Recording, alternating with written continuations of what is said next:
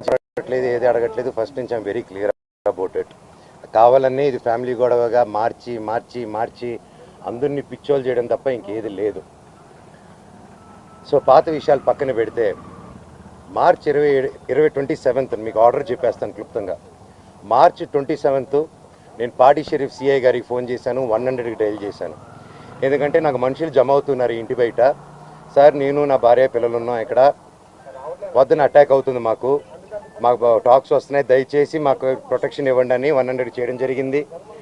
ఆ నైట్ కూడా సిఐ గారు పంపించి మమ్మల్ని ఇంటి బయటికి రమ్మన్నారు.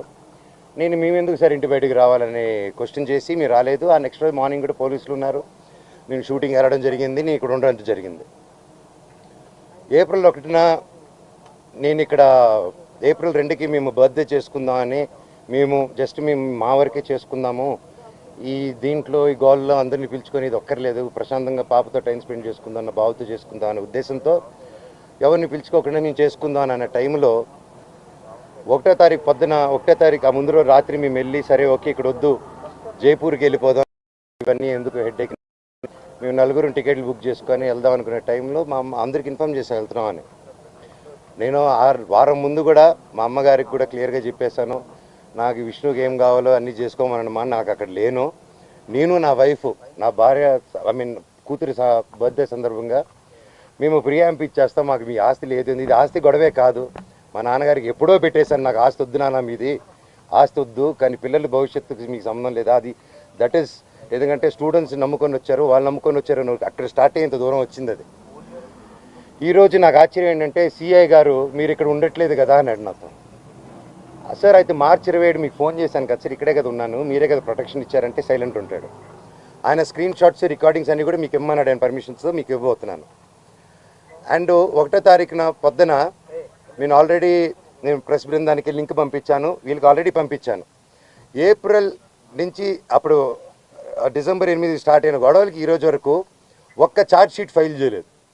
ప్రూఫ్స్ ఇచ్చాను, కత్తులు గన్నులతో కొట్టరా అని చెప్పి మా మీదకి వచ్చారు, కర్రలతో వచ్చారు, గన్నులు తీశారు, ఇవన్నీ ప్రూఫ్ సిఏ దగ్గర ఉన్నాయి, అన్నీ ఉన్నాయి, మీకు చార్ట్ హిస్టరీ నేను ఇస్తాను. అయినా కూడా ఈరోజు పడలేదు. ఓకే సార్, సార్ కనీసం నా ఇంటికి దౌర్జన్యంగా వచ్చారు, ఆ రోజు పొద్దున్న నేను ఉంటే నా పెట్స్ ఉన్నాయండి లోపల, 3 పెట్స్ ఉన్నాయి, నా రూము అన్నీ నా చిన్నప్పటి నుంచి వస్తువులు, నా పిల్లల వస్తువులు, నా భార్య వస్తువులు. అంటే ఒక మగాడు నేను ఊరిలో ఉన్నప్పుడు లేని ధైర్యం, నేను ఊరు దాటిన వెంటనే జైపూర్కి పాపనెత్తుకొని వీడు పాప బర్త్డే బిజీలో ఉంటాడు, ఈ టైంలో కొట్టొచ్చా అని కేవలం విష్ణు ప్లాన్ వేసుకొని తెల్లారుజామున ఏప్రిల్ 1 5:40కి ఇదే రోడ్లో ఉన్న కెమెరా సీసీటీవీ, మా ఇంట్లోనే సీసీటీవీలు, వాళ్ళు ఫేమస్ కదా, పోయినసారి గొడవ అయినప్పుడు వాళ్ళు నా మీద కంప్లైంట్ వేసి వాళ్ళే సీసీటీవీ దాచిపెట్టారు. ఇప్పుడు కూడా మీరు వెళ్ళి అడగండి సీసీటీవీ వాళ్ళు ఎంటర్ అయింది ఎవరు, వాళ్ళు ఇస్తే సగం గుండు కొట్టుకుని తిరుగుతాను నేను వీధంతా, వాళ్ళకి సమస్య లేదు ఎవరు మీకు, ఎందుకంటే వాళ్ళు చేసింది దొంగ పని. నంబర్ 1, కమిషనర్ గారు బైండ్ ఓవర్ని క్రాస్ చేశారు, మల్టిపుల్ టైమ్స్ క్రాస్ చేశారు. జనరేటర్లో షుగర్ పోయడం దగ్గర నుంచి, మా వాళ్ళని కొట్టడం దగ్గర నుంచి, వాటర్ పంపులు ఇంటికి కట్ చేయడం పగలు కొట్టడం నుంచి, కరెంటు కట్ చేయండి ఆ ఇంటికి అని చెప్పడం నుంచి ప్రతి ఒక్కటి ఈ మనోజ్ గారి దగ్గర ప్రూఫ్స్ ఉన్నాయి. వాళ్ళ దగ్గర ఒక్క ప్రూఫ్ మనోజ్ మీద తప్పని చెప్పమనండి, నేను సాక్షాత్ అందరి కాళ్ళ మీద పడి నేను సారీ అడుగుతాను. ఒక్క ప్రూఫ్ చూడుకుని పోనీ నేను ఆస్తి అడిగినట్టే ఒక్క ప్రూఫ్ చూపిమనండి. వాళ్ళు చెప్పేది ప్రతిదీ అబద్ధం. ఏప్రిల్ 1వ తారీఖున దౌర్జన్యంగా 30-40 కార్లు, ఆ వీడియో కూడా ఇచ్చాను మీకు, 30-40 కార్లు ఇదే వీధిలో వచ్చి మా సెక్యూరిటీ గేట్లు దూకి స్టంప్స్లో బూతులు మాట్లాడి నా సెక్యూరిటీని కొట్టి 3 గంటల వరకు బంధించారు లోపల. నేను 100కి చేశా, పోలీసుకి చేశా, సార్ కమిషనర్ గారికి చేశా, డీసీపీ గారితో మాట్లాడారు మా వైఫ్, సార్ ఇలా అయ్యింది, పెట్స్ ఉన్నాయి, అన్నీ పగలగొడుతున్నారు, మా వస్తువులన్నీ లోపల, నా రూమ్ వస్తువులన్నీ పగలగొట్టేశారు, నా బాబు ఫొటోస్, నా పాప ఫొటోస్, చిన్నప్పటి నుంచి ఉన్న వస్తువులు, నా పాప కోసం ఉన్న చిన్న చిన్న నగలు మేము బర్త్డే కోసం కొనుక్కున్నట్టువి ప్రతిదీ పగలగొట్టి ఎక్కడేసారో కూడా తెలియట్లేదు. నా కారు, నా 2016లో కొనుక్కున్న నా కారు టో చేసుకొని ఆల్మోస్ట్ 9 ఇయర్స్ కారు, నాకు చిన్న నేను పాత వస్తువులు అన్నీ ఎత్తి పెట్టుకుని ఉంటానండి, నేను అవే వాడుకుంటూ ఉంటాను, అండ్ నాకు ఆ సోకులు లేవు. అది తీసుకొచ్చి ఆ కారుని టో చేసుకొని తీసుకొచ్చేసి వెళ్ళిపోయి ఆ రోడ్డు మీద వదిలేరు. నా మా వైఫ్ కారు మినీ కూపర్, దాన్ని టో చేసుకొని తీసుకొచ్చి ఆ గ్రౌండ్లో వదిలేరు. ఆ గ్రౌండ్లో వదిలి అక్కడ కర్చీపులు కట్టుకొని రౌడీ షీటర్లు అందరూ దిగి దగ్గరుండి దాన్ని టో చేసుకొని మళ్ళీ తీసుకెళ్ళి అక్కడ వదిలేరు.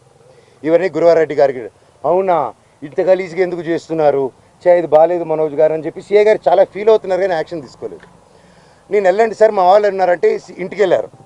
ఇంటికి వెళ్ళి మా సెక్యూరిటీ ఎక్కడని చూశారు. వచ్చేసారు రోజు గారు అన్నారు.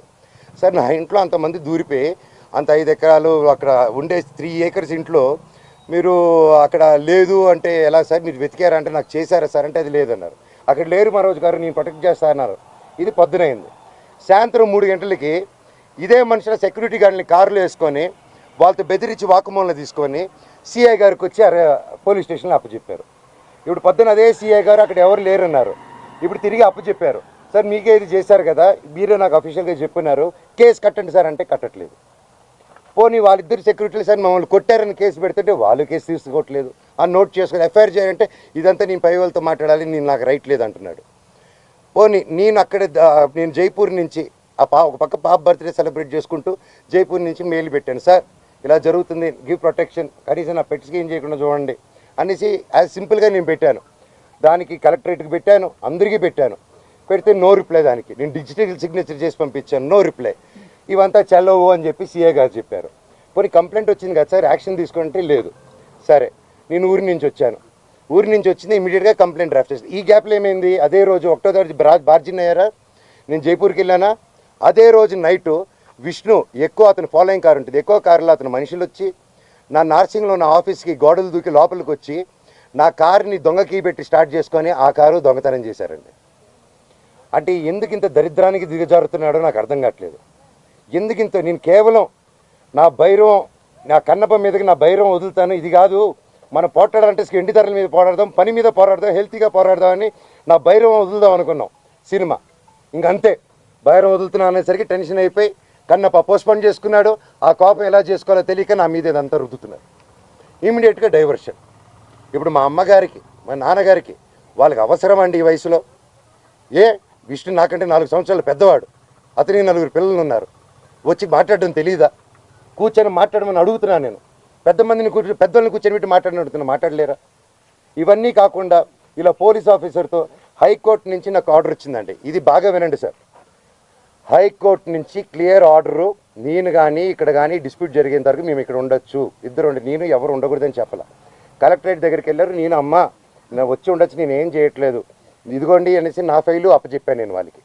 నేను వీళ్ళకి సినిమాలు పనిచేసినప్పుడు, నేను క్యాంపస్కి పనిచేసినప్పుడు ₹1 ట్రాన్సాక్షన్ వాళ్ళ దగ్గర నాకు వచ్చిందని చెప్పమానండి. ఈ రోజు వరకు ఈ మనోజు ₹1 తీసుకోలేదు నా కుటుంబం నుంచి, ₹1 తీసుకోలేదు ఏ సినిమాకి. నేను బయట ప్రొడక్షన్ హిట్ కొట్టి బయట ప్రొడక్షన్లో చేసుకొని ఒకటి హిట్ కొడితే చాలు తీసుకొచ్చి ఇక్కడ లాక్ చేసేస్తాడు. విష్ణు కంపెనీలో 25 filmsలో నువ్వు చేయాలి. నువ్వు ఇప్పుడు ఆడగట్టు పేసుకొని చేయకపోతే విష్ణు కెరీర్ నిలబడదురా, నువ్వు ఆడగంటే అంటే నాకు కంఫర్టబుల్ లేదు, ఇప్పుడు I'm not ready for lady getup అన్నప్పుడు అంటే సెంటిమెంట్గా కూర్చొని పెట్టి లేదు విష్ణు కెరీర్ నీ చేతిలో ఉంది, అని నిలబెడదాం హీరోగా, నువ్వు ఒక పర్ఫార్మెన్స్, నువ్వు కామెడీ చేస్తావు, అంతా నువ్వు చేయి అంటే అన్న కోసం అమ్మాయి గెటప్ కూడా వేసుకొని యాక్ట్ చేశానండి. ప్రతిదీ చేశాను. వాళ్ళకి స్టంట్స్ డైరెక్ట్ చేశాను, సాంగ్స్ కంపోజ్ చేసి పెట్టాను, ప్రతి గొడ్డు చాకరీ చేసి పెట్టాను వాళ్ళకి. గ్రాఫిక్స్ నేను గ్రాఫిక్స్ చదువుకుంటే అతను గ్రాఫిక్స్ కంపెనీ పెట్టుకున్నాడు. మా నాన్న థియేటర్ పెట్టుకుంటే ఇతను సమోసాలు అమ్ముకుంటాడు. సో అది ఇతనికి ఉన్న ఇది. It's okay. సో ఇప్పుడు coming to the point, high court order ఇచ్చిందండి, మేమేమో ఉండొచ్చు, వాళ్ళు ఉండొచ్చు, వీక్లీ వన్స్ పోలీసు రావాలని.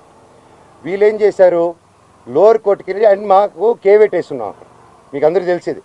లోవర్ కోర్టుకి వెళ్ళి, రంగారెడ్డి కోర్టుకి వెళ్ళి దొంగ డాక్యుమెంట్ ఇచ్చి కేవేట్ ఉందని అబద్ధాలు, కేవేట్ లేదని అబద్ధాలు చెప్పి జడ్జి గారికి దొంగ ఆర్డర్ తీసుకొచ్చారు. కోర్టుని చీట్ చేశారు. కోర్టుని చీట్ చేసి స్టే తెచ్చారు. ఆ స్టే కూడా నాకు రాలేదండి. నేను ఇంట్లో నుంచి బయలుదేరడం, ఇల్లంతా ధ్వంసం చేసి పోలీసులు చెప్పా, నాకు నోటీస్ వచ్చింది తెలియదు, ఏం తెలియదు, ఇంట్రా రాజ్యాంగాన్ని ధైర్యం అనుకుని సార్ ప్లీజ్ సార్ అంటున్నాను, వినట్లేదు. 3వ రోజు నేను ఇక్కడికి వచ్చిన సార్ ఏం జరుగుతుందంటే మీ మీద ఆర్డర్ వచ్చింది సార్ అన్నాడు. ఆర్డర్ ఏంటి సార్, స్టే ఎందుకు వస్తుంది, కేవేట్ ఉంది సార్ హైకోర్టులో, ఆర్డర్ ఎలా వస్తుంది సార్ అన్నాను. ఇదిగోండి అంటే మేము కనుక్కుని, మాకు ఎవరు పంపించలేదు, పోస్ట్ రాలేదు, ఏం రాలేదు, ఒకసారి కనుక్కోండి. సో ఆర్డర్ రాలేదు మాకు. ఇది రాగానే నేను ఛాలెంజ్ చేశాను కోర్టుది. 15th కేసారు. నేను లేదండి ఇది అర్జెంటు, మీకు ఏదో చీటింగ్ జరిగింది అక్కడ, we want to prove it అని. నేను ఆ ఆర్గ్యుమెంట్ జరిగింది, వీ ప్రూవ్డ్ ఇట్ రైట్. కోర్టులో అక్కడ ఎవరో వీళ్ళు తప్పుదారి పెట్టించి కోర్టుకి చెప్పారు. జడ్జి గారు చెప్పి మమ్మల్ని కోర్టుని చీట్ చేస్తారని తిట్టి అవతల వాళ్ళని కూడా ఈయన మీద వేసిన ఆర్డర్ నేను వెకేట్ చేస్తున్నానని తీసేశారు. సో ఒరిజినల్ హైకోర్టు ఆర్డర్లో ఉంది. ఇప్పుడు నేను ఇక్కడికి వచ్చాను, మా ఇంట్లో ఎవ్వరూ లేరు. మొత్తం anti social elements, rowdy sheeters, police లాఠీలు పెట్టుకొని ఈ అమ్మ ఫోటోలు తీసింది. ఈ అమ్మని ఆపేస్తే మీరు ఎవరు రాలేదు, అమ్మ నా బెండెక్కమ్మ అని చెప్పి ఈ తల్లిని తీస్తుంది. సిఐ వచ్చారు. సిఐ వచ్చేసి ఈ పాప మీద పట్టుకొని తోయడం, పోలీసులు అందరికీ నేను అడ్డుపడిపోయాను. నా ముందు చేయకండి సార్, నా ముందు చేయకండి అని చెప్పేసి అడ్డుపడిపోయి పెళ్ళు ఇంకో టీవీ ఇంకో ఆయన వచ్చి లాగేశారు. అంటే మోహన్ బాబు గారు ఇంటి దగ్గరికి వస్తే ప్రెస్నైనా కొడతారు, పోలీసులైనా వచ్చి ప్రెస్ని కొట్టేస్తారు.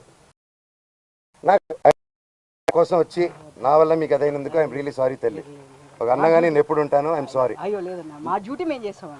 బట్ మీరు అంత గట్టిగా పోరాడారు, నిలబడారు, థ్యాంక్ యూ. తప్పు లేనప్పుడు మిమ్మల్ని ఎందుకు సార్ ఆపుతున్నారు అక్కడ రాకుండా? నేను రమ్మంటున్నాను ప్రెస్ని, నేను ఎక్కడికైనా వచ్చి మాట్లాడుతాను, ఎందుకు ప్రెస్ని రానిట్లేదు? నేను ఒకటే అడిగాను, సార్ హైకోర్టు ఆర్డర్ ఇదిగోండి, మీకు కూడా షేర్ చేసి మీకు హైకోర్టు ఆర్డర్ ఇచ్చాను, లోవర్ కోర్టుది చీటింగ్ చేశారు, కమిషనర్ గారు బాండు, ఇవి 3 ఉన్నాయి, ఇవి చల్లవంటాడు. పోనీ రాసి ఉండంటే మీరు రాయకూడదు అంటారు. పోనీ ప్రెస్కి చెప్పమంటే మేము చెప్పమంటారు. సరే ఏ అధికారంతో నా ఇంట్లో మీ ఇంటికి వెళ్ళేదని మీకు ఆర్డర్ కావాలంటాడు. మీరు ఇంటికి వెళ్ళేదని మీరు ఆర్డర్ తీసుకుంటున్నారా సార్ అని? లేదు మీ నాన్న చెప్పాలి మాకు అంటున్నారు. సార్ అది కోర్టులో ఉంది సార్, మీరు ఎందుకు మా నాన్న మాట వింటున్నారు? మీరు కోర్టు మాట వినాలి కదా సార్ ఏపీ గారు అంటున్నాను. లేదు సిఏ గారు ఏసీపీ గారు లేరు, మోహన్ బాబు గారు చెప్పాలి అంటున్నారు. సార్ ఇది ఎక్కడ సార్? ఇంటి లోపల మా నాన్న లేరు, ఎవరు లేరు, మా పెట్స్ ఉన్నాయి, 25 మంది రౌడీ షీటర్లు ఉన్నారు. నేను డ్రోన్ పంపిస్తాను సార్ చూడండి సార్ అంటే పంపించద్దు, మేము చూడకూడదు. పోనీ నేను ఇక్కడ ఉంటాను సార్, మీరు లోపలికి వెళ్ళిన పెట్స్ నేను కుక్క పిల్లలన్నీ ఇచ్చేయండి సార్, తీసుకెళ్ళిపోతాను. 3 ఉన్నాయి సార్, వాళ్ళు నీళ్ళు పెడుతున్నారు, ఏం పెడుతున్నారు, ఎండాకాలం మేము చూసుకుంటాను సార్, పిల్లల్లా పెంచుకుంటాం వాటిని. మేము నా కారు మీరు వెళ్ళి తండ్రి సార్ దండం పెట్టుకున్నాను, కాలు పట్టుకుంటాను సార్ అన్నాను. నేను కళ్ళల్లో నీళ్ళు వచ్చేసింది, ఆ పెట్స్ వచ్చేసి గేటు సందుల్లో మీకు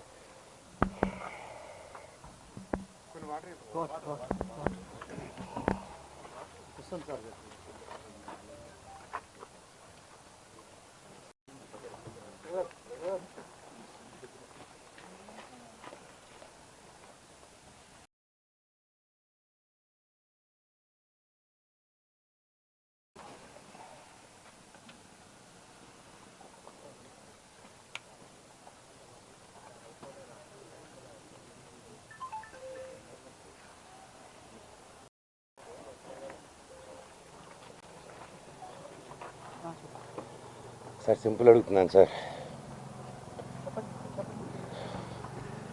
సీఎం రేవంత్ రెడ్డి గారిని, బట్టి విక్రమార్క గారిని, ప్రతి ఒక్కరిని, లీడర్స్ని, పోలీస్ డిపార్ట్మెంట్ని, కోర్టులని, కలెక్టరేట్ని, హ్యూమన్ రైట్స్ని, ఇది అన్యాయం అండి. కోర్టు ఆర్డర్లతో వచ్చినా కూడా అలో చేయట్లేదు. గొడవ జరగలేదు, నా ఇంటికి వెళ్తుంటే నన్ను అలో చేయట్లేదు. సరే ఏంటో చెప్పండి, అంతే అడుగుతున్నాను. నాకు సిఐ గారు ఏసీపీ గారు నన్ను ఎందుకు ఈరోజు అలో చేయలేదని మాత్రం నాకు ఒక లెటర్ ఇస్తే నేను వెళ్ళి జడ్జికి పెట్టుకుంటాను. సార్ హైకోర్టులో మీరు ఇచ్చింది నన్ను పంపిరంట, లోవర్ కోర్టులో ఇచ్చింది పంపిరంట, మీరు బైండ్ ఓవర్ ఇచ్చింది నాకు వర్తిస్తుంది, విష్ణుకి వర్తించిందంట.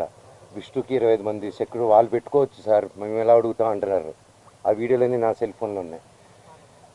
నా సెల్ ఫోన్లో తీస్తుంటే వాళ్ళని వచ్చి లాక్కుంటున్నారు.